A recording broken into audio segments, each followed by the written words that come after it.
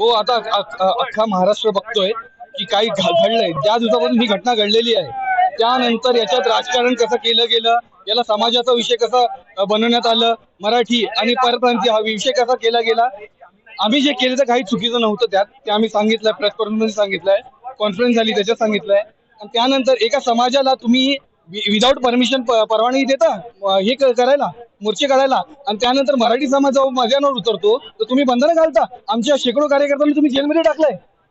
हा, आम्ही जेव्हा मोर्चा काढतो तर या सरकारच्या पोटात का दुखत आहे? हे मराठी माणूस एकवटलाय ना, ही यांची पोटदुखी झालेली आहे.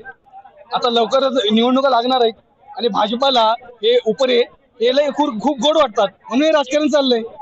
पण मराठी माणूस या कुठल्याच गोष्टींनी जपणार नाही. आज मोर्चा जरी तुम्ही घ्यायचा प्रयत्न केलात, पण भविष्यात याच्यावर मोठा मोर्चा काढू आणि जिथे आवाज काढायचा तिथं तोंडानी आणि जिथे कानाखाली आवाज काढायचा कानाखाली आवाज काढू. आपल्या मराठी माणसासाठी खरं तर हे खूप अभिमानाची गोष्ट आहे की वेनसडे असून सुट्टीचा दिवस नसून पण एवढ्या मोठ्या संख्येने आपले मराठी बांधव या मोर्चाला उपस्थित राहिलेले आहेत. त्या सर्वांचं पहिले बांधवांना सर्वात पहिले अभिनंदन. आणि हे एक आपलं हिंदू सरकार असून मराठ्यांचं सरकार असून हे आपलं दुर्दैव आहे खरं तर की जेव्हा त्यांनी मोर्चा काढला तर त्यांना सरी परवानगी होती, त्यांना काय अटी नव्हत्या. आणि मराठींच्या मोर्चांना सकाळपासून इथे आपले जे नेते त्यांना अटक केलेलं आहे सकाळी 3:30 वाजता आणि खूप सारे प्रतिबंधी लावण्यात आले. तर हे आपल्यासाठी अभिनयाची गोष्ट आहे. आणि हे महाराष्ट्र आहे, मुंबई आहे, इकडे मराठी माणसाचा आवाज पहिला येणार. तुम्हाला मराठी बोलत नाही, तुम्हाला मराठी बोलणं आलं पाहिजे.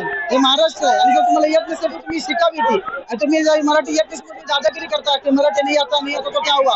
आम्ही काय तुम्हाला सण करत बसणार, याच्यावर तुम्ही महाराज करणार. जर तुम्हाला येत नसेल तर मराठी शिकावी. हे महाराष्ट्र आहे. आता गुजरातमध्ये जर आम्ही कोणी मराठी बोलणार तिकडे गुजराती चालणार. हर एक राज्यापासून तिकडे एक मातृभाषा असते. तर या मराठीला सगळ्यांनी अभिमान करावा आणि ज्यांनी तिथे ती शिकावी. एवढंच माझं म्हणणं आहे. जय हिंद, जय महाराष्ट्र, जय श्रीराम.